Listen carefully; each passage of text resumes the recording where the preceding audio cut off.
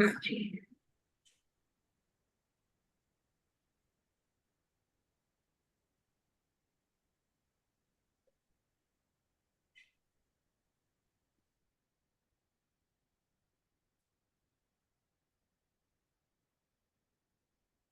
કરીએ શરૂ આપણે? હા, આપણે કરીએ. યશાજી મહારાજ. 67. હા. હા જી. 10મો અધ્યાય ઉત્તરાધ્યાય સૂત્રનો એની બીજી ગાથા છે. વિહુનાય રયમ પૂરે કડમ. વિહુનાય રયમ પૂરે કડમ. પૂરે કડમ એટલે પહેલા કરેલા. કડમ કૃતમ કરેલા. પૂરે પહેલા કરેલા. રયમ રજ. શેની રજ? કર્મની રજ. રજ એટલે ડસ્ટ. વિહુનાઈ એને તો ધોઈ નાખ, ખતમ કરે, સાફ કર.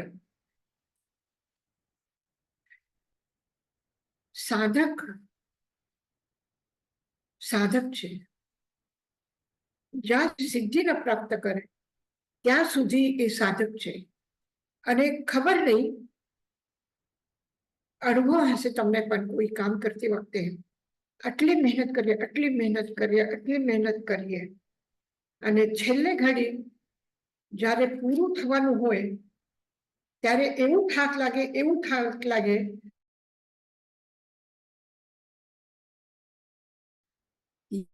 યા પછી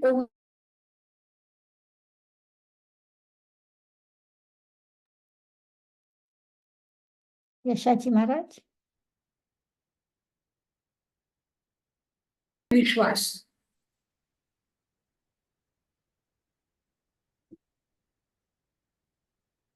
વધારે વિશ્વાસ વ્યક્તિને એમ લાગે કે નહીં, મારે તો થઈ જવાનું છે, અને છેલ્લે ઘડી સુસ્તી આવી જાય, થઈ જશે, બધું બરાબર છે, બધું મેં જોઈ લીધું છે, બધું એકદમ પરફેક્ટ છે, એ થવાનું જ છે ને, 101% થવાનું છે. પણ ભગવાન મહાવીર શું કે છે કે છેલ્લે ઘડી સુધી ઉત્સાહ, જોશ, પ્રેરણા એને ઓછી ન થવી જોઈએ, પ્રમાદ ન આવવું જોઈએ. ક્યારે આ પ્રમાદ આવશે એનું કઈ ઠેકાણું નહીં. એટલે વિહુનાય રયમ પૂરે કડમ. જે પહેલા કરેલા કર્મો છે એને તું ધોઈ નાખ, સાફ કરીને. આપણને ઘણી વખત થાય છે કે મેં તો કઈ બોલ્યા નહીં, મેં કઈ કર્યું નહીં, મેં કોઈનો બગાડ્યું નહીં, મેં કોઈનો અહિત કર્યું નહીં, પછી આ કેમ એમ થાય છે? પણ જ્યારે આપણે ગૌતમ સ્વામીનો આદર્શ સામે રાખીએ ત્યારે વિચાર આવે છે કે ગૌતમ સ્વામી જેવા આટલું જ્ઞાન પ્રાપ્ત કરેલું, અને જ્ઞાન પણ કેવી રીતે? અંતર મુહૂર્તમાં 14 પૂર્વનું જ્ઞાન એટલે કેટલી અપ્રમત્ત અવસ્થા હશે, કેટલી વિતરાગ ભાવમાં એ જ્ઞાનની આરાધના કરતા હશે કે આટલું ઝડપથી એને જ્ઞાન થઈ ગયું.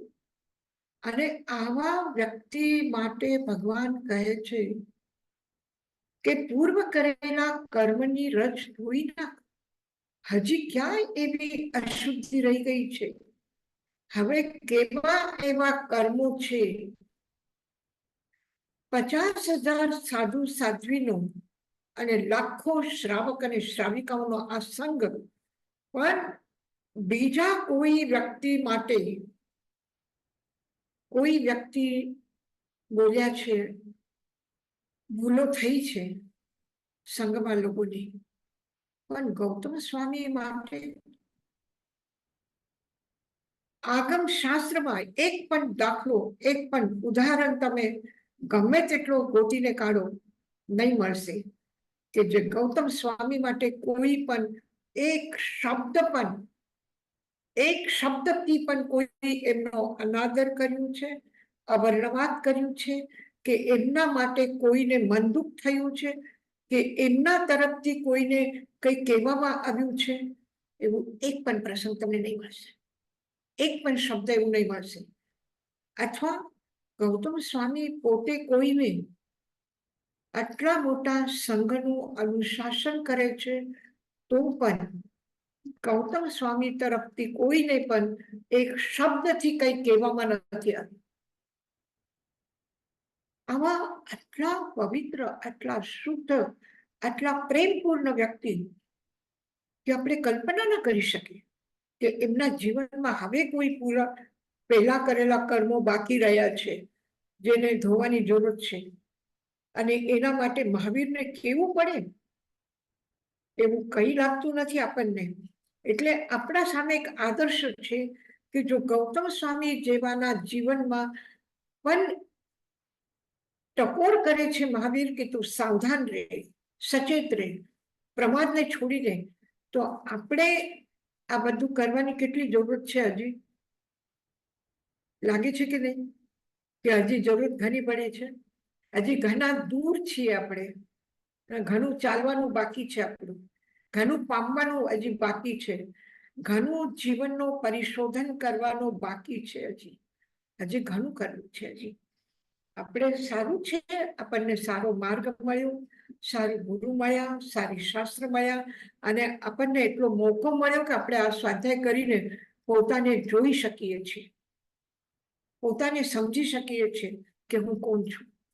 તો હું કોણ છું કે મારી આ સ્થિતિ, તો શું આ મારા માટે લાગુ પડે કે નહીં? વાત મને પણ એવું વાંચતી વખતે થાય કે નહીં કે જો ગૌતમ સ્વામી માટે છે તો પછી મારા માટે તો એના કરતા પણ વધારે જરૂરતની વાત છે.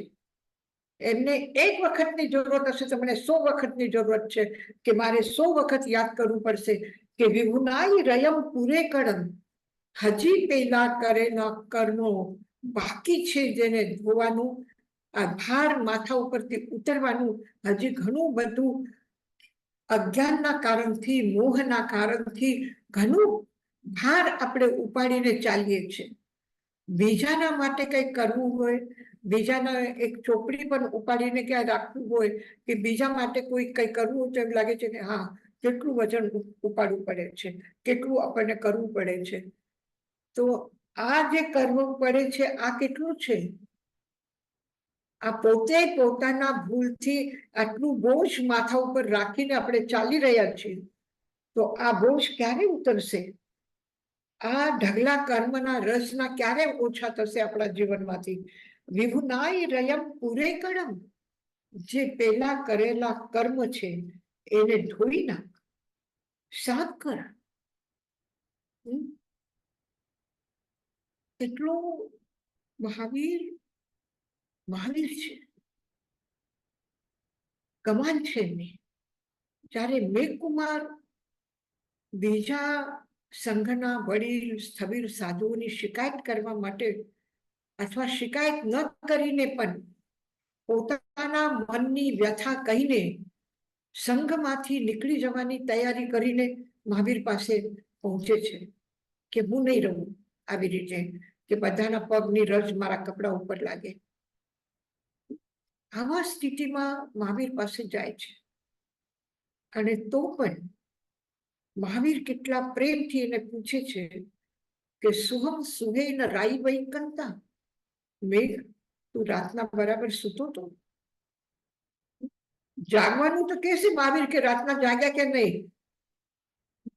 કે દિવસની દીક્ષા લીધી એમાં બહુ થાકી ગયા એટલે સુઈ ગયા, એમ કોઈ કહી શકે. પણ મહાવીર પૂછે છે તું રાતના સૂતો તો બરાબર? સુહમ સુહેન, 2 વખત સુખ શબ્દનો પ્રયોગ કરીને કહે છે. અને આવા મહાવીર ગૌતમ સ્વામીને એને એની ભૂલ દેખાડીને એક શબ્દથી પણ કહેતા નથી મેઘકુમારને, બલકી એમ કે છે કે જો હું તને એક વાર્તા કરું. નાના બાળકો તમારા પાસે ચંદા વિદ્યાપીઠના આવે ઝઘડો કરીને, તો તમે એને શું કહો, કેવી રીતે સમજાવો? મહાવીર કે છે બેસ, મારી પાસે બેસ, હું તને એક વાર્તા કરું. પછી હાથીની વાર્તા કરે એને, અને પછી કે હાથી કોણ છે ખબર છે તને? એકદમ તમે નાના બાળકોને પ્રશ્ન પૂછો એવું જ પૂછે છે ને મહાવીર, એવી જ રીતે સમજાવે છે ને. કે એ હાથું છે ને બીજું કોઈ નહોતું, તું જ હતું. અને તું હવે આ આટલું સારું બની ગયું છે. અને કલ્પના કરો કે જે એક બાળક માટે આટલા આજે સાયકોલોજીસ્ટને શીખડાવવું પડે છે, કોલેજમાં ટ્રેનિંગ લેવું પડે છે ટીચર લોકોને, કે કેવી રીતે બાળકો સાથે રહેવું જોઈએ, કેવી રીતે બાળકોને સમજાવવું જોઈએ, એને વળવાનું નહીં, એને કહેવાનું નહીં, કરવાનું નહીં. અને મહાવીર મેઘ કુમાર સાથે આટલા એનાથી રહે છે. અને ગૌતમ સ્વામીને શું કહી દીધું? વિભુરાય રયમ પૂરે કણમ, તું સાફ કર. એકદમ જેવી રીતે એક ફ્રેન્ડને બીજા ફ્રેન્ડ જેવી રીતે તું તું કહીને બોલાવશે. આપણે તો એકબીજામાં તમે આમ કર્યું, તમે આમ કર્યું એમ કહેશો. પણ મહાવીર કહે છે તું કર, તારા કર્મની રજને ધોઈને સાફ કર કહ્યું છે. કડમ રયમ વિભુનાહી, બહુવચનનો પ્રયોગ નથી, આ એક વચનનો પ્રયોગ છે. વિભુનાહી એને શુદ્ધ કર. એકદમ આદેશની ભાષા છે આ, કે તું આ પૂર્વ કરેલા કર્મોને સાફ કર. પછી તું એમ વિચારતો હશે કે કઈ નહીં, અત્યારે મહાવીર મળી ગયા છે તો કઈ વાંધો નહીં આવે, બસ થઈ ગયું, મહાવીર મળ્યા તરી ગયા આપણે જીવનમાં. એવું નહીં, આ જન્મમાં નહીં કરે તો ક્યારે કરશે? દુર્લહે ખલું માનુષે ભવે, આ મનુષ્ય જન્મ દુર્લભ છે, પાછું મળશે કે નહીં મળશે? આ જીવનમાં જો નહીં કરો, અત્યારે જો નહીં કરો તો પાછું આ સમય આવું કરવાનો મોકો મળશે કે નહીં મળશે કઈ ખબર નહીં. દુર્લભ છે. દુર્લહે ખલું માનુષે ભવે. અને પછી દુર્લભ તો છે, પણ આ દુર્લભ જીવન પ્રાપ્ત કર્યા પછી પણ એનો મોટો ભાગ એમને વયો ગયો છે. હવે તમારા હાથમાં થોડુંક જ ભાગ, થોડો હિસ્સો જિંદગીનો બાકી રહ્યું છે. બાકી બધું આખું તો પસાર થઈ ગયું છે. પરિજુરઈ તે શરીરયમ કેસા પંડુરયા હવંતિ તે શેષમ બલૈયહાયૈ સમયમ ગોયમ મા પમાયયે. હે ગૌતમ, સમયમ મા પમાયયે, સમય માત્રનો પ્રમાદ નહીં કર, આલસ નહીં કર. થશે, આજ નહીં થશે તો કાલે થશે, અત્યારે નહીં પછી કરશું, આ પ્રમાદ નહીં. કારણ પરિચુરઈ તે શરીરે, તારું શરીર ક્ષીણ થયું છે, શરીરની ક્ષમતા ઓછી થઈ છે, ઇન્દ્રિયોની તાકાત ઓછી થઈ ગઈ છે. પરિચુરઈ ક્ષીણ થઈ ગઈ છે શરીર. અને કેસા પંડુરયા હવંતિ તે કહ્યું પાછું. એમ નહીં સમજ કે હું બોલું છું તો બધા માટે બોલું છું, તો બીજા માટે, મારા માટે નથી. ઘણી વખત આપણે સમૂહમાં કઈ વાત સાંભળીએ તો એમ જ વિચારીએ અરે ઓલા માટે કીધું છે, આપણા માટે નહીં. કહો છો ને કે આ વાત તો મારા માટે નહીં, ઓલા માટે કીધી છે. પણ નહીં, તે તારું, તારા વાળ, કેસા વાળ પંડુરયા હવંતી, સફેદ થઈ ગયા છે બધા. સે સર્વ બલૈય હાયયે, શરીરનું બધું જ બલ. એમ નહીં કે મારી આંખ બહુ સારી છે, કાન બહુ સારા છે, એમ નહીં. દરેક ઇન્દ્રિયનું, દરેક ઇન્દ્રિયોનું બલ, સંપૂર્ણ બલ હાયઈ ક્ષીણ થઈ ગયું છે. સમયમ ગોયમ મા પમાય. એટલે હે ગૌતમ, સમય માત્રનો પ્રમાદ નહીં કર. જેવી રીતે કુમાર માટલો બનાવે ને તો અંદરમાં એક હાથ રાખે અને ઉપરના હાથથી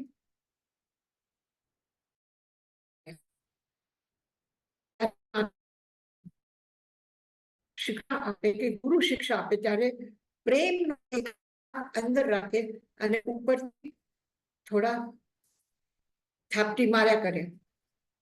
એટલે એ રીતે છે આ આગળની ગાથા. તિન્નો હુસી અન્નવમ મહમ કિમ પુન ચિઠ્ઠસી તીર માગવો અભિતુર પારમ ગમિતયે સમયમ ભોયમ મા પમાયે. સમય માત્રનો પ્રમાદ નહીં કર. સમયમ તું સમય માત્રનું પ્રમાદ નહીં કર. અભિતુર પારમ ગમિતે. જો તને એવું લાગે કે હું મારે પાર કરવું છે આ સમુદ્ર, અને લાગે એ ખબર છે ને, ભગવાન મહાવીરને ખબર છે કેટલા ઉતાવળા છે કેવલ જ્ઞાન પામવા માટે ગૌતમ સ્વામી. અષ્ટાપદ પર્વત ઉપર શા માટે ગયા હતા ગૌતમ સ્વામી?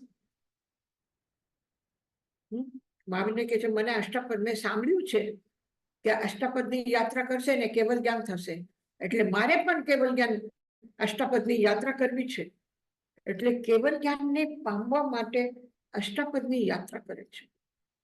અને 1503 તપસ્વીને બોધ આપીને જે વ્યક્તિ 1503 સાધકો, તપસ્વીઓ અને કઠોર સાધના કરે છે, કોઈ ઝાડ ઉપર મહિનોથી ઊંધા લટકીને પડ્યા છે, કોઈ સૂરજના સામે જોઈને તપશ્ચર્યા કરે છે, જેમ જેમ દિશામાં સૂર્ય જાય છે એ દિશામાં મોઢું કરીને એના સામે નજર મિલાવીને જુએ છે.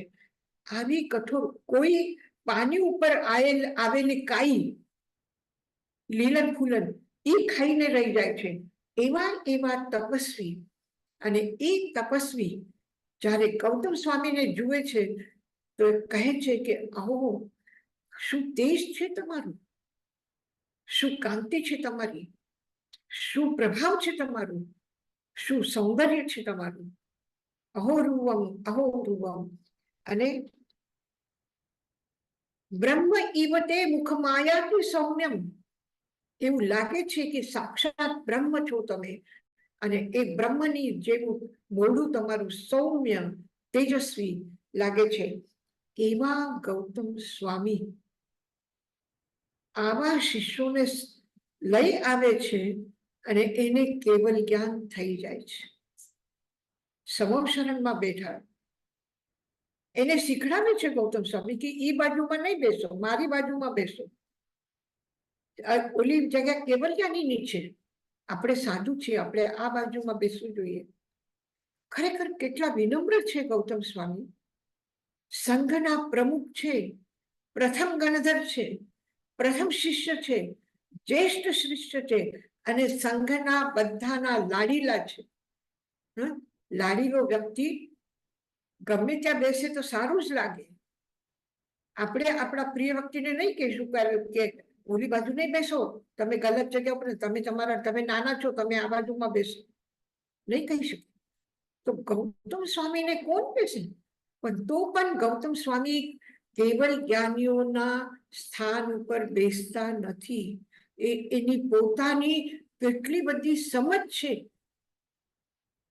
જો ભૂલથી પણ ગૌતમ સ્વામી કેવલ જ્ઞાનીના જગ્યા ઉપર બેસી ગયા હોત તો મને નથી લાગતું કે એક પણ વ્યક્તિ કહેશે ગૌતમ સ્વામીને કે તમે ત્યાંની બેસો, તમે આ બાજુમાં બેસો.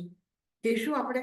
કલ્પના કરો કે આપણા સામે સમોશરણ લાગેલું છે અને ભગવાન મહાવીર વિરાજમાન છે અને ગૌતમ સ્વામી કેવલ જ્ઞાનીઓના સભામાં બેઠા છે, તો આપણે શું કરશું? આપણે પણ ત્યાં છીએ તો આપણે કહેશું ગૌતમ સ્વામીને કે ઊભા થાવ, ત્યાંથી અહીંયા બેસો, અહીંયા હું તમારા માટે આસન લગાવું? કહેશું આપણે? નહીં કહેશું. આટલા લાડીલા છે. અને તો પણ આટલું સન્માન છે સંઘનું, તો પણ પોતે પોતાના જાતને પોતાને સમજે છે કે મારે ક્યાં બેસવું જોઈએ. કેવલ જ્ઞાનીનું સ્થાન ઊંચું છે, એના સ્થાન ઉપર સામાન્ય સાધુ નહીં બેસે, એટલે મારે પણ નહીં બેસવાનું. આ કેટલી બધી અંદરની એની પોતાની તૈયારી છે. એક પ્રમુખ પદ ઉપર આવ્યા પછી એના પછી કોઈનું બીજું સ્થાન નથી. સમૂહ શરણમાં મહાવીર પછી કોઈ છે તો ગૌતમ સ્વામી છે. અને કદાચ ઘણા શિષ્યો, ઘણા સાધુઓ પહેલા ગૌતમ સ્વામીને યાદ કરશે અને પછી ભગવાન મહાવીરને યાદ કરશે. સંઘનો વિસ્તાર કોને કર્યું છે? સૌથી વધારે વિસ્તાર ગૌતમ સ્વામી કર્યું છે. 1503 વ્યક્તિને એક સાથે એક સમય ઉપર ભગવાનના સમોહ શરણમાં લઈ આવવાનું અને ભગવાનની વાણી સાંભળવા માટે બેસવાનું કહેવાનું એ ગૌતમ સ્વામી જ કરી શકે છે. અને તો પણ જ્યારે એને ખબર પડી ગઈ કે એને કેવલ જ્ઞાન થઈ ગયું અને મને નહીં થયું, તો ભગવાન પાસે કેવલ જ્ઞાન માંગવા લાગ્યા. તો ભગવાન કેટલું સરસ એને સમજાવ્યું છે કે તિન્નો હુસી અન્નવમ મહમ, તું આખો સમુદ્ર પાર કરીને આવી ગયો છે. તિન્નો હુસી, તું ઉત્તીર્ણ થઈ ગયો, તું પાર કરી લીધો, તરી ગયો તું. અન્નવમ સમુદ્ર, મહમ મહાસમુદ્રને તું પાર કરીને કેમ પુનઃ ચિઠ્ઠસી તીર માગવો, તું કિનારા ઉપર આવીને તીરમ આગવો, તટ ઉપર આવીને કિનારા ઉપર આવીને કેમ પુનઃ ચિઠ્ઠસી, તું કેમ બેસી જાય છે, ઉભો રહી ગયો. આટલી યાત્રા કરી, આટલા સમુદ્રને પોતાના બે હાથથી પાર કરીને તરીને તું આવી ગયો છે, અને બસ એક કિનારા ઉપર આવ્યા પછી કિનારાથી પાણીમાંથી એક પગ આગળ મૂકો તો સુખી જગ્યા ઉપર તટ, કિનારા ઉપર શું હોય, કિનારા ઉપર આવ્યા પછી તું કેમ ઊભો થઈ ગયો, તું કેમ ચાલતો નથી, આગળ વધતો નથી. અભિતુરમ પારમ ગમિતે, અભિતુરમ આતુરતા છે, ઉત્કંઠા છે કે મને પાર કરવું છે, તો પછી શીઘ્રતા, જલ્દી કર, મોડું નહીં કર, હવે તારા પાસે ટાઈમ નથી. અને આ વાત ક્યારે કે છે ભગવાન મહાવીર? આ અંતિમ દેશના છે ભગવાન મહાવીર, અનુત્તર દેશના છે, એના પછી પાછી કોઈ દેશના ભગવાનની થઈ નથી. આ અંતિમ દેશનામાં ભગવાન મહાવીર ગૌતમ સ્વામીને કહે છે કે હવે તારા પાસે ટાઈમ થોડું છે. ટાઈમ થોડું છે. આ કયા અર્થમાં કહ્યું છે? કયા અર્થમાં કહ્યું છે? બસ એક થોડું ટાઈમ બાકી છે, હવે તને કેવલ જ્ઞાન મળવાનું છે, બીજે દિવસે તને કેવલ જ્ઞાન થઈ જશે.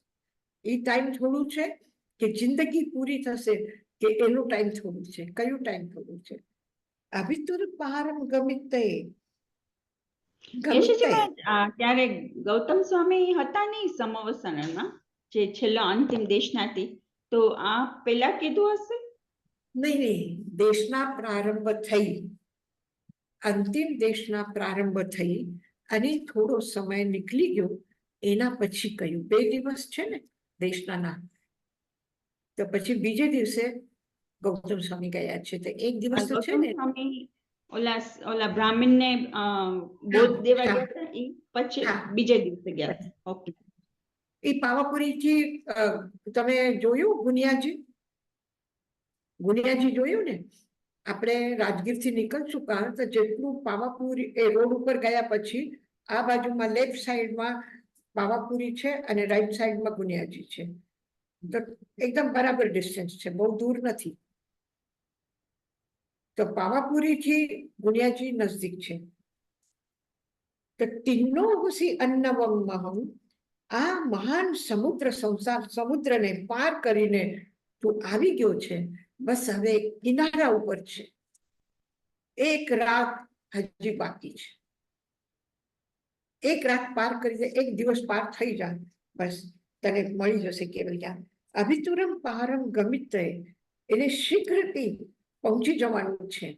બસ એક છલાંગ લગાવ કે પાર થઈ ગયું. તો એ એક છલાંગ હજી બાકી છે, તો એ લગાડવા માટે સમયમ ગોયમ માપમાય, તું સમય માત્રનો પ્રમાદ નહીં કર. આ કે ક્યાં સુધી સાવધાની રાખવાની છે? ક્યાં સુધી રાખવાની છે? દીક્ષા લીધા પછી 30 વર્ષ સુધી સાધના કરી છે. ભગવાન મહાવીરના સાથે દીક્ષા પછી ભગવાનનું નિર્વાણ થાય ત્યાં સુધી એ સાધનામાં છે. અને તો પણ ભગવાન કહે છે કે સમયમ ગોયમ માપમાય, તો સમય માત્રનો પ્રમાદ નહીં કર, સમય માત્રનો પ્રમાદ નહીં કર.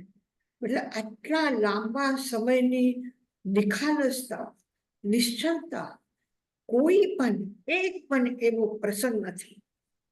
સમૂહ શરણમાં અર્જુન માલી આવ્યો છે, સમૂહ શરણમાં રોહિણી ચોર આવ્યો છે, સમૂહ શરણમાં પતિ પત્નીના ઝઘડા જેના થયા છે એવા શતાનિક પણ બેઠા છે રાજુગ્રહના સમૂહ શરણ. એના પત્નીની શું હાલત છે એ પણ ગૌતમ સ્વામી અને પોતે એને સમજાવવા માટે ગયા છે.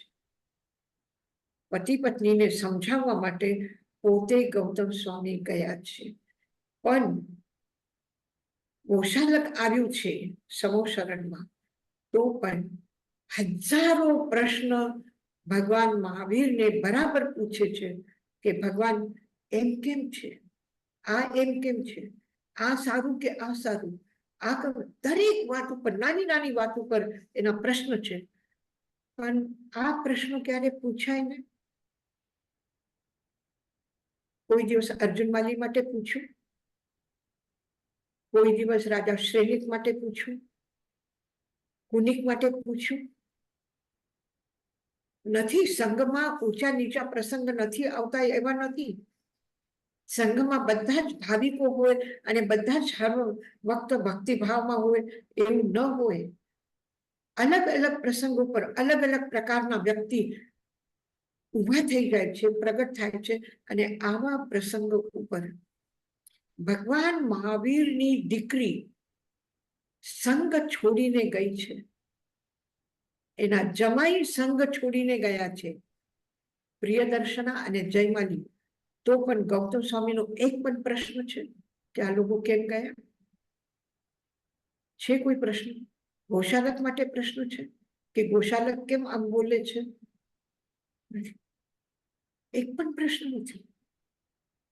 અને એક પણ એનો જવાબ ક્યાં કોઈને પૂછ્યું છે, એને કોઈ પૂછ્યું છે અને એને કોઈના માટે કઈ કહ્યું છે એનો પણ ઉલ્લેખ નથી. અને ગૌતમ સ્વામી જો કમાલ કરે છે, કોઈ પૂછે ને ગૌતમ સ્વામીને કે તમે અહિંસક છો, તમે ત્રણ યોગ 3 કર્મથી અહિંસાનું પાલન કરો છો, પછી ગોચરી માટે કેમ જાઓ છો? તમે ગોચરી માટે ચાલીને જાઓ છો, તમને હિંસા નહીં થાય, પાપ નહીં લાગે? તમે પ્રવચન આપો છો, તમે બોલો છો, તમે કરો છો, લોકોની જિજ્ઞાસા શાંત કરો છો, વિહાર કરો છો, નદી પાર કરો છો, તમને હિંસા નહીં લાગે? ગૌતમ સ્વામી શું કે છે? નથી લાગતું. આ કઈ જવાબ થયો કે કેમ નથી લાગતી? કે ભગવાન મહાવીર કહ્યું છે નથી લાગતી. કમાલ છે એનો જવાબ આપવાની કે મહાવીર કીધું છે એટલે નથી લાગતી, મહાવીર કે નથી લાગતી એટલે નથી લાગતી, બસ પતી ગયું, આગળ કઈ બોલવાનું નહીં. આવા ગૌતમ સ્વામી ખરેખર એની સહજતા, એની નિર્મળતા, એનું માસુમિયત એક નાના બાળકની જેમ પણ જવાબ આપી દે. મારા પપ્પા કીધું નથી બરાબર છે એટલે બરાબર. ઘરમાં છોકરાઓ જાય અને કે એના મા બાપ એને કે આ કેમ કર્યું છે, આ ખોટું કર્યું. ના, અમારું ટીચર કીધું છે બરાબર છે એટલે બરાબર કહે છે ને. ગૌતમ સ્વામી શું કરે છે? ખરેખર ત્યારે ગૌતમ સ્વામી આપણા સામે એક મહાન વિભૂતિના રૂપમાં આવે છે અને ત્યારે એક નાના બાળકની જેમ આવે છે. જ્યારે તમારા સ્કૂલમાં, તમારા ક્લાસમાં બાળકો નહીં કહેતું હોય કે મારા મમ્મી એમ કહેતા હતા ને, મેં ના પાડી, મેં કીધું મારા ટીચર જે કહે છે એ સાચું છે, તો મારા મહાવીર જેમ કહે છે એ બરાબર છે. મારા મહાવીર કહેતા હતા પાપ નથી લાગતું એટલે નથી લાગતું. તો આટલું એક સહજ નિશ્ચલ પ્રવાહ છે નદીનો, વહેતું જાય છે, વહેતું જાય છે. એને કાંઈ વિચારવાનું નથી કે કોને પાપ લાગે છે, કોને પુણ્ય લાગે છે, કોને શું થાય છે, કાંઈ નહીં. જેમ મહાવીર ચાલ્યા છે બસ એ દિશામાં જવાનું છે. આટલા નિખાલસ વ્યક્તિ પણ એને પણ કહે કે શીઘ્રતા કરો, ચાલો, જલ્દી કરો, ટાઈમ આવી ગયું છે. યશાજી મહારાજ, હવે કેવલ જ્ઞાન મળવા માટે 2 દિવસનો ટાઈમ છે, પણ તો પણ મહાવીર કહે છે સમયમ ગોયમ માપમાય. હે ગૌતમ, તું સમય માત્રનો પ્રમાદ નહીં કર, પ્રમાદ નહીં કર. તો ખરેખર આપણે જ્યારે સંઘની લાગણી જેને કહીએ, સંઘના પ્રતિ આત્મીયતા જેને કહીએ એ મહાવીર તરફથી ગૌતમ સ્વામીમાં પણ દેખાય છે અને ગૌતમ સ્વામીના તરફથી મહાવીરમાં પણ દેખાય છે કે બંનેને એકબીજા માટે શું છે ને શું કહેવાનું, લાગણી કહેવાનું, પ્રેમ કહેવાનું, અનુરાગ કહેવાનું, શું કહેવાનું કઈ ખબર નથી, પણ જે છે એ ખરેખર આપણને પણ ઈચ્છા થાય કે આપણા પણ એવા સંબંધો હોવા જોઈએ. થાય કે નહીં થાય?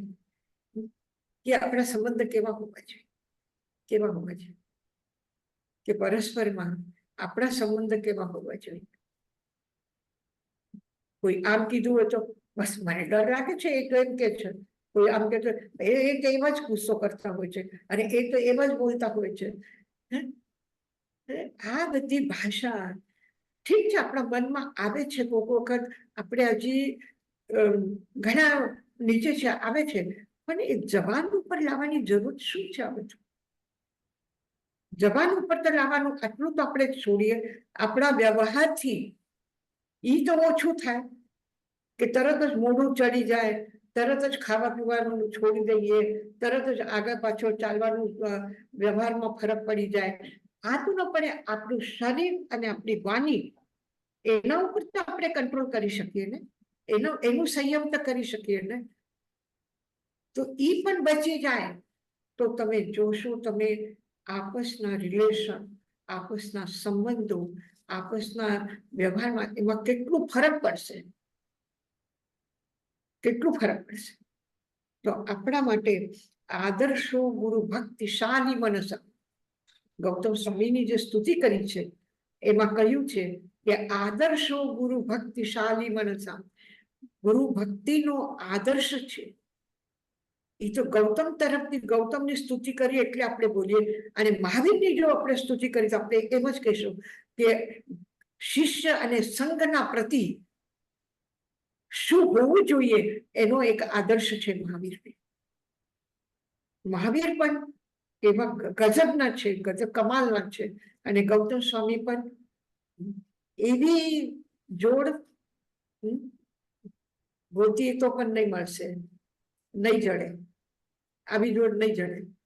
તો બસ આપણા પણ, અને આપણને સૌભાગ્ય છે કે એ જાણવામાં, એ સમજવામાં, એક આદરવા ચિતરવા માટે આપણા પાસે કંઈક છે, દાખલો, ઉદાહરણ છે આપણા સામે, આદર્શ છે આપણા સામે. એમ નથી કે આપણા સામે કંઈ નથી અને આપણે વિચારીએ કે હવે હું શું કરું. તો એવું મૂંઝવણનો પ્રસંગ નથી આપણા પાસે. મૂંઝવણની કંઈ જરૂર નથી. જ્યારે સાધના કરીએ તો એમાં કોઈ પણ પ્રસંગ કેવી પણ રીતે આવે તો મૂંઝવણની જરૂર નથી. આપણે વિચાર કરીને આપણું ચિંતન, આપણી ભક્તિ, આપણું જ્ઞાન આપણે સાથે રાખીને આપણે બરાબર ચાલશું તો રસ્તો આ મહાપુરુષ આપણને દેખાડશે, એમની વાણી આપણને દેખાડશે કે આપણું જીવન કેવું હોવું જોઈએ, આપણો વ્યવહાર કેવો હોવો જોઈએ, આપણી વાણી કેવી હોવી જોઈએ. તો ખરેખર પરિચુ આ 3 મહત્વપૂર્ણ આજે સૂત્ર થયા છે. દુલ્લહે ખલુ માનુષે ભવે પરિચુરઈ તે શરીરયમ કેસા પંડુરયા હવંતિ તે સે સવ્વ બલે યહાયઈ સમયમ ગોયમ માપમાયે તિન્નોહુસી અન્નવમ મહમ કિમ પુન ચિઠ્ઠસી તીર માર્ગો અવિતુર પારમ ગમિતયે સમયમ ગોયમ માપમાયે. અને આ આપણું આદર્શ છે, આપણને એ મેળવવાનું છે. અને એ મેળવવા માટે જો વચમાં વિઘ્ન રૂપમાં કે આપણી મનસ્થિતિને ડાવાડોલ કરવા માટે ઘણા એવા કારણ છે કે જેનાથી આપણને બચવાનું છે. એ કયા કારણ છે એ આગળના ગાથામાં કહે છે. અહપંચહિમ ઠાનેહિમ જેહિમ શિખાન લભઈ થંબા કોહા પમ એન રોગેના લસ્સયે નયવા. 5 એવા સ્થાન છે કે જેના કારણથી આપણે જે શિક્ષા પામવા માંગીએ છીએ એ આપણે શિક્ષા પ્રાપ્ત કરી શકતા નથી.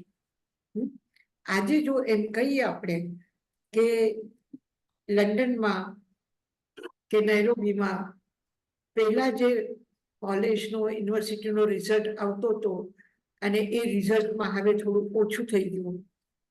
પહેલા 99% રિઝલ્ટ આવતું હતું, હવે 98 આવે છે, 92 આવે છે. તો શું કારણ હશે?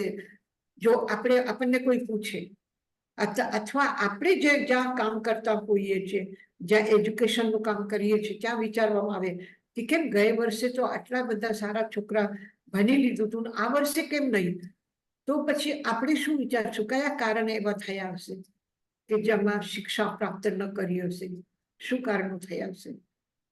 આપણે વિચારશું કે છોકરાઓ બરાબર આવ્યા નથી, છોકરાઓને બરાબર પુરસ્કાર આપવામાં આવ્યું નથી, એનું પ્રોત્સાહન કરવામાં આવ્યું નથી, આ લોકોને ક્યાંય બહાર આપણે ટૂરમાં લઈ ગયા કે નથી, કે ટીચર લોકો બરાબર ધ્યાન ન રાખ્યું. આપણે એ કારણ ગોતશું ને, કેમ બીનાબેન? શેમાં આપણે ક્યાં કેટલા સુધી વિચારશું? બરાબર છે, વિચારવું પડે. ટાઈમ આપીને એને રિવાઇઝ નથી કર્યું કે બરાબર લર્ન નથી કરાવ્યું, આપણે એ ગોતશું. અને ભગવાન મહાવીર શું કહે છે કે કયા એવા 5 એવા સ્થાન છે કે જેના કારણથી શિક્ષા પ્રાપ્ત નથી કરતા. આ જે આગળનો 11મો ગાથા અધ્યાય છે, આ પણ મહત્વપૂર્ણ છે કે કોણ શિક્ષા પ્રાપ્ત કરી શકે અને કોણ ન કરી શકે. આ અધ્યાય છે 11મો. તો એમાં અહપંચહિમ ઠાનૈહિમ, આ 5 સ્થાન છે જેહિમ શિક્ષાન લભ્ય, જેના લીધે શિક્ષા પ્રાપ્ત ન કરી શકે. થંબા કોહા પમા એનમ. થંબા એટલે થાંભલાની જેમ ઉભા ને ઉભા હોય, ઝૂકે નહીં. તો એનો મતલબ અહંકાર. થંબા એટલે અહંકાર. કોહા ક્રોધ. ત્રીજું કારણ છે પ્રમાદ. ચોથું કારણ છે રોગ, અસ્વસ્થતા. અને આળસ. આળસ. આ 5 કારણ છે કે જેના કારણે શિક્ષા પ્રાપ્ત કરી નથી શકતી. ગૌતમ સ્વામીને વાત કરીએ. અહંકાર છે ગૌતમ સ્વામીના, અહંકાર છે? અહંકાર નથી, અહંકાર નથી. ભગવાન મહાવીર કહે છે કે જો તારો ફ્રેન્ડ આવ્યો છે સ્કંદક, જા એનું સ્વાગત કરીને લઈ આવ. તરત જ ઉભા થઈ ગયા, સ્વાગત કરવા ગયા. એ નથી વિચારતા કે મારો ફ્રેન્ડ ખરો, પણ હવે તો એ સંન્યાસી છે અને હું તો ગણધર છું, હું તો પ્રથમ શિષ્ય છું, જ્યેષ્ઠ શિષ્ય છું, પહેલા કરતા મારું જ્ઞાન કેટલું વધી ગયું છે, અને હવે હું ઉભો થઈને એને સમોશરણના દરવાજા સુધી લેવા જવું. અહંકાર આવ્યું? અહંકાર આવ્યું નહીં. કોઈને જાણવાની જિજ્ઞાસા છે તો એ જાણવા માટે પોતાનો અહંકાર ક્યાંય આરામ નથી આવવા દેતા. ખબર પડી કે મૃગાવતીનો એક પુત્ર છે, અને એવો પુત્ર છે કે જે એને સંતાડીને રાખ્યું છે, છુપાવીને રાખ્યું છે, કોઈને ખબર નથી. એ પુત્રમાં એને ઘરમાં તળઘરમાં રાખ્યું છે. શું કામ રાખ્યું છે? રાજાનો દીકરો, અને એવી રીતે કઈ છુપાવીને રાખી શકાય? તો કે ના, એનો કોઈ પણ ઇન્દ્રિય વિકસિત નથી થઈ. આંખ, કાન, માથું કે મોઢું કે કઈ વિકસિત નથી થયું. હવે વિકસિત નથી થયું તો પછી કેવી રીતે જીવે છે, કેવી રીતે રહે છે? બસ એક અન્ન જે આપવામાં આવે એ ખાય, અને ત્યાં ને ત્યાં એ પછી એને લેટ્રિન બાથરૂમ કરી નાખે. બસ આટલું જ એની ક્રિયા ચાલે છે, બાકી બીજી કોઈ ક્રિયા નથી ચાલતી. કોઈ વાત સમજને પછી એની દુર્ગંધ ખૂબ આવે છે, એના પાસે કોઈ જઈ ન શકે. ખાલી માં એને ખવડાવવા માટે જાય. એવી મૃગ લોઢા એને શબ્દ પ્રયોગ કર્યો છે કે લોઢાનો એક ખાલી એક લખો પડ્યો છે માંસનો, એવી રીતે એ પડ્યો રાખ્યું છે. હવે આ કેવું હશે? શું કામ થયું હશે? એના કેવા કર્મ હશે? એ બધી જાણવાની ગૌતમ સ્વામીની જિજ્ઞાસા. એટલે કયા મૃગાવતીના ત્યાં ગોચરી માટે. અને પછી મૃગાવતીને કહે છે કે મને જાણવું છે, તું મને સમજાવી શકીશ, બતાવી શકીશ? અને પછી મૃગાવતી એને તળઘરમાં લઈ જાય છે. એને કહે છે વાસમો આવે છે, તમે આ કપડો લો, આ કપડો મોઢા ઉપર નાક ઉપર બાંધો અને પછી આપણે જઈશું. તો એ પણ કરી લીધું, કપડો લઈ લીધું, જે એને આપ્યું હતું એ લઈ લીધું, કપડો બાંધી લીધું, પછી એના સાથે સાથે ગયા. એટલે કાંઈ પણ વાત એને જાણવી છે, સમજવી છે, તો એની એટલી તૈયારી છે કે એના સુધી જઈને એમ નથી કીધું કે ખાલી ભગવાન મહાવીર પાસેથી મેં જાણી લીધું બસ થઈ ગયું, એવું નથી કહ્યું. પણ એ જઈને જોઈ આવ્યા નજરે એની સ્થિતિ શું છે, એના કયા કર્મ એવા છે અને શું કરે છે. એવું નથી કે દુર્ગંધ બહુ આવે છે તો જવાની જરૂરત નથી, હવે દૂરથી ભાગી જાઓ, ચાલો જાઓ, એવું નથી. એ પોતે ગયા મૃગાવતી સાથે. તો આટલી જાણવાની નિખાલસતા, આટલું પછી ક્રોધનો તો એક પણ દાખલો નથી. ગૌતમ સ્વામી પાસે પણ તેજો લેશા છે, ઉત્તિંદીય. જેવી રીતે ગોશાલક પાસે તેજો લેશા છે, તો ગૌતમ સ્વામી પાસે પણ તેજો લેશા છે. પણ ક્રોધ કરીને જેવી રીતે ગોશાલક તેજો લેશાનો પ્રયોગ કર્યો છે, એવો ગૌતમ સ્વામી કોઈ દિવસ કર્યું? કોઈ દિવસ કર્યું નહીં કર્યું. એને તો અક્ષિત માનસ લબ્ધિ નો પ્રયોગ કરીને 1503 તપસ્વીને જમાડ્યા છે. જ્યારે એને જાણવું છે તો એટલા જ ઉતાવળ થઈને જાણવા માટે જાય છે. અને જ્યારે એને ખબર પડી કે મારી ભૂલ છે, એટલે તરત જ સોરી કહેવા માટે પણ ગૌતમ સ્વામી 2 દિવસનો ઉપવાસ, છઠનો પારનો છે, ગોચરી લઈને આવ્યા છે. અને આવીને ભગવાન મહાવીરને દેખાડે છે કે આનું ગોચરી લઈ આવ્યું. પછી મહાવીર તો વિતરાગ છે, મહાવીર તો કેવલ જ્ઞાની છે, એને કહેવાની શું જરૂર છે? મને એમ લાગ્યું કે એમને ખબર હશે. આપણે કોઈ વાત કોઈને ન કહીએ અને કોઈ એમ કે તમે મને કેમ ન કીધું, તો આપણે શું કહીએ? મને એમ થાય કે તમને ખબર હશે, કહીએ ને આપણે. તો શું ભગવાન મહાવીરને ખબર નથી ગૌતમ સ્વામી ક્યાં ગયા, શું વાત થઈ હશે? એ તો કેવલ જ્ઞાની છે, સર્વજ્ઞ છે, એને ખબર છે ને, પછી કહેવાની શું જરૂર છે? પણ નહીં, ગોચરી એમને મૂકી દીધી અને ભગવાન મહાવીર પાસે ગયા.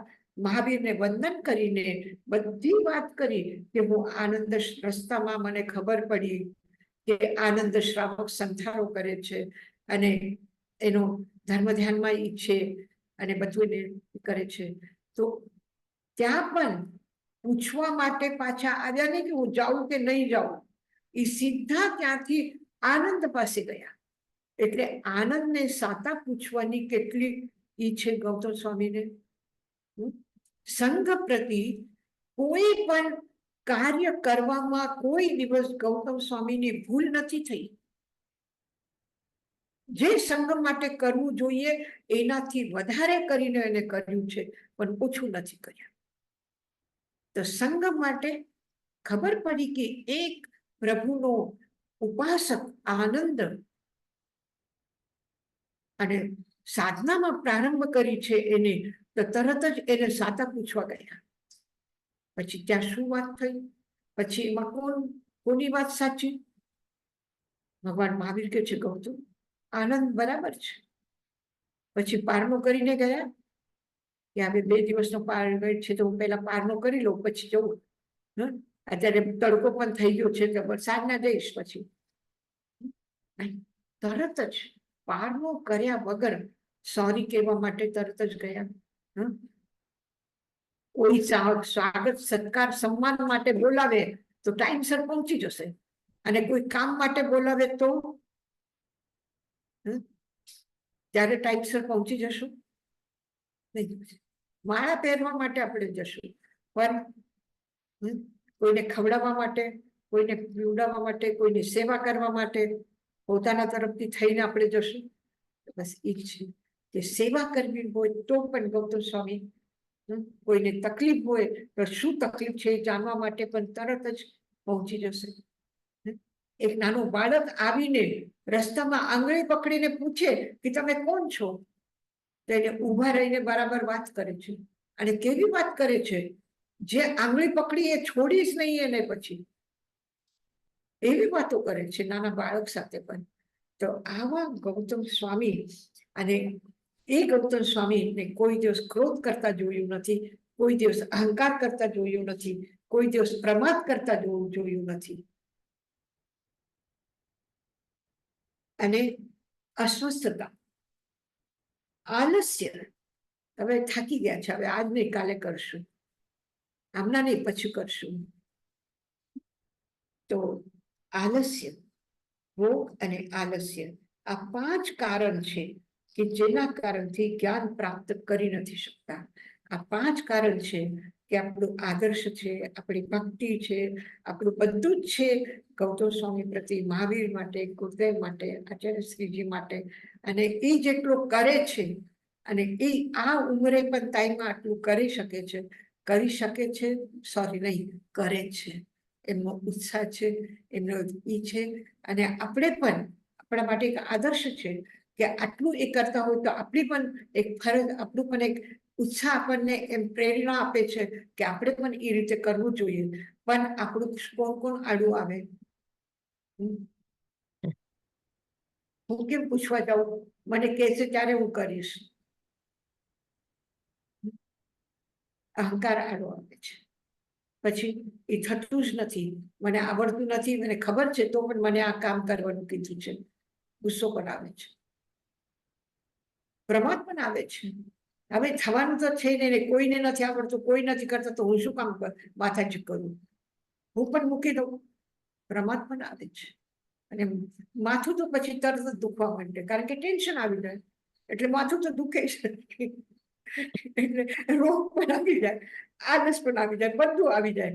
તો આપણે આ 5 કારણથી આપણે જેટલા બચી શકશું, અને આપણું સ્વાધ્યાય અને આ ક્રમ આપણું બરાબર ચાલુ રહેશે, અને આપણે કોશિશ કરશું. સોરી, આટલું બધું જ્ઞાન માટે કહ્યા પછી પણ મારે કેવું પડે છે કે કદાચ આવતા સેટરડેને આપણે સ્વાધ્યાય આપણે ન કરી શકશું, પણ તો પણ હું કોશિશ કરીશ અને પછી સમાચાર આપીશ તમને. કારણ કે હું પૂના જવાની છું આચાર્ય શ્રીજી પાસે, અને પછી ત્યાંથી 1 જુલાઈને ચેન્નઈ જવાના છે, કલ્યાણીજી, સંઘમિત્રાજી અને હું.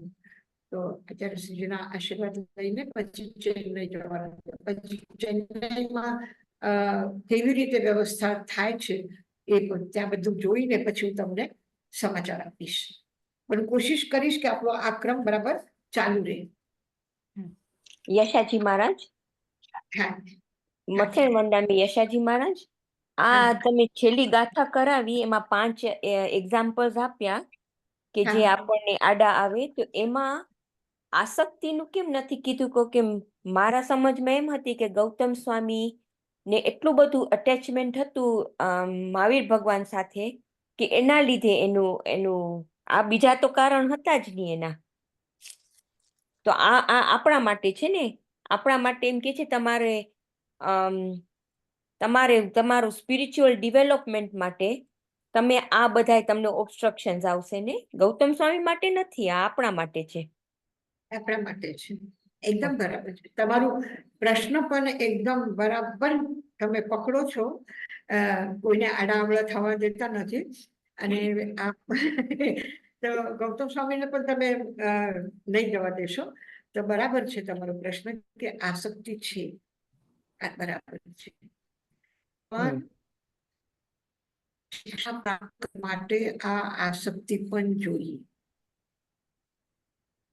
છોકરાઓને આપણા સ્કૂલ પ્રત્યે આત્મીયતા ન હોય, આપણા ચોપડી માટે આત્મીયતા ન હોય, આપણે જે ભણીએ છીએ એ હું બહુ સારું ભણું છું એ ના હોય, જે ભણાવે છે એ મારા બહુ સારા માટે ભણાવે છે, મને બહુ સારું ભણાવે છે, આ બધું આકર્ષણ ન હોય, એટેચમેન્ટ ન હોય તો છોકરાઓ ભણે પણ નહીં. ઓકે, હમ. હા, બરાબર છે. આ તો આ ગૌતમ સ્વામીનું જે આસક્તિ છે એ તો જોઈએ આપણે, એ ન મૂકી હું તો નહીં મૂકું. હમ. આ કેવલ્યાન નથી જોતું, અને મને બીજો મોક્ષ વિચાર પણ શું નથી આવ્યો જોતું. તો, હા યશાજીમાં બીજો શું વિચાર આવ્યો તો કે મહાવીર ભગવાનને ગૌતમ સ્વામીનું તો કાયમ ઓલું મીટિંગનું હતું, તો મહાવીર ભગવાને એનો આ દેશના કેમ છેલ્લે સમોસરણમાં આપીને, પેલા પણ આપી તો હશે ને, તો છેલ્લે કેમ સમોસરણમાં પાછી બધાની સામે એ આપી, એનો કઈક રીઝન હશે મહાવીર ભગવાનનું ને? નહીં, એવું છે કે હવે લાસ્ટ ટાઈમમાં સંઘને અને એને બધાને જે એક ધર્મ દેશના એક ઉદ્બોધન બોધ આપવાનું છે, તો કયા કયા વિષય ઉપર થઈ શકે છે, શું શું જરૂરત છે. સંઘના દરેક પ્રકારના શિષ્યો છે, દરેક પ્રકારના લોકો છે. આ લોકોના માટે એક આધાર, એક આલંબન કઈ વાતનું થઈ શકે છે,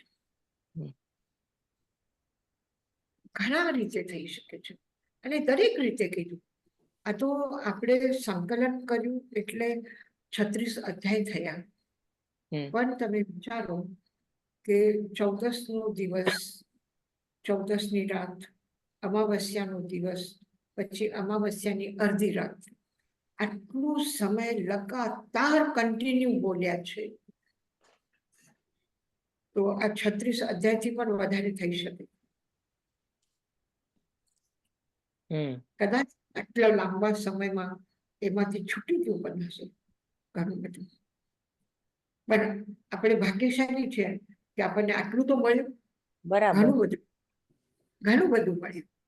અને ઘણા બધામાં પણ જે આપણે સાધુ વંદનામાં બોલીએ ને, એક વચન સિરી જીનવર તેરા જો પૈઠે દિલ માઈ રે, આટલા બધા શાસ્ત્રો, આટલા બધા ગાથાઓ, આટલું બધું વિષયો, આ બધાનું પણ ન પણ આપણને સમજમાં આવે, ન પણ પકડાય, પણ કોઈ પણ એક વચન શ્રી જીનવર કેરા જે પૈઠે દિલ માહી રે, આપણા હૃદયમાં એકદમ ઊંડું ઊંડું ઉતરી જાય કોઈ પણ એક વચન, તો પણ આપણા માટે ઘણું છે. થેન્ક યુ યશાજી મહારાજ. યશાજી મહારાજ, આ જે પ્રમાદ છે ને આળસ છે, ઈ બેમાં પ્રમાદ છે ને આળસ છે, તો ઈ બેમાં આળસ, પ્રમાદમાં જ આળસ ના આવી જાય, કેમ છૂટું? પ્રમાદમાં ઘણું વ્યાપક છે અર્થ, એ ઘણી રીતે છે. પ્રમાદ અને આળસ, હવે મને ભૂખ લાગી અને હું જમું, તો મેં જમવા માટે આળસ નહીં કર્યું ને, પણ મેં જમવામાં ઇન્દ્રિયોના રસના પ્રતિ આસક્ત થઈ છું.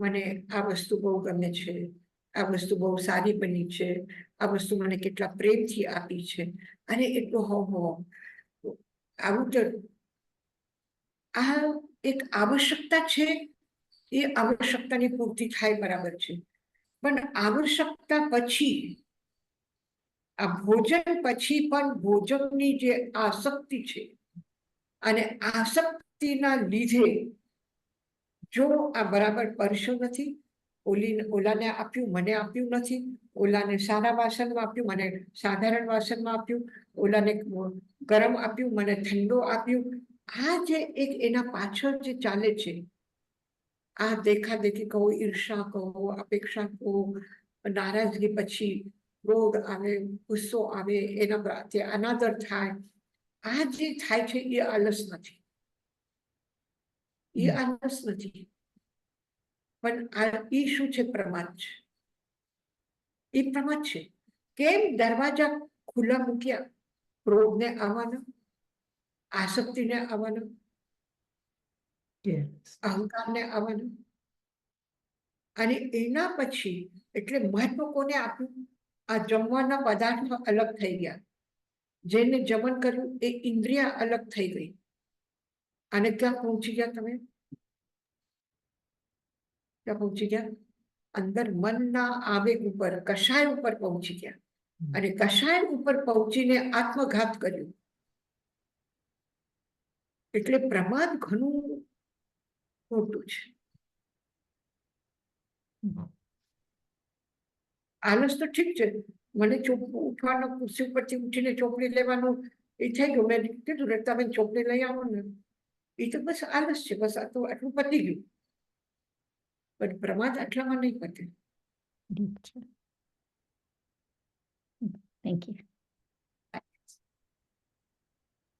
થેન્ક યુ યશાજીભાઈ, અમારી સમજણ કેટલી ઓછી છે પ્રમાદને.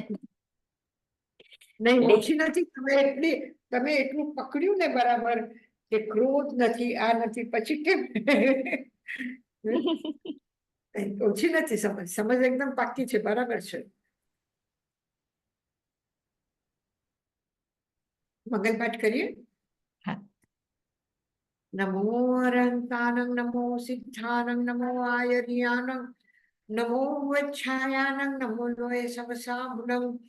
એસો પંચ નમોકારો સર્વપાવપનાશનો મંગલાનં ચ સર્વેષિ પરમં હવૈ મંગલમ. ગુરુદેવ કી આજ્ઞા ચત્તારી મંગલમ, અરહંતા મંગલમ, સિદ્ધા મંગલમ, સામ મંગલમ, કેવલિપનતો તમો મંગલમ. ચત્તારી લોકોત્તમા, અરહંતા લોકોત્તમા, સિદ્ધા લોકોત્તમા, સામ લોકોત્તમા, કેવલિપનતો ધમો લોકોત્તમો.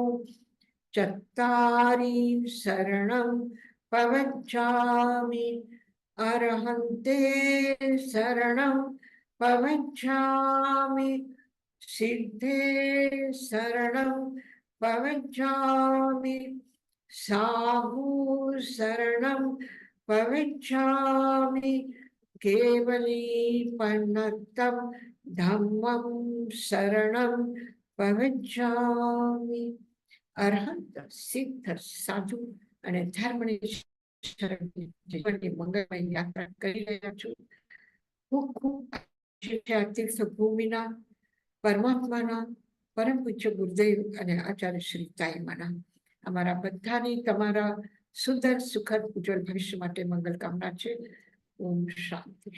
કાલે પાછા મળશું આપણે તાઈમાં.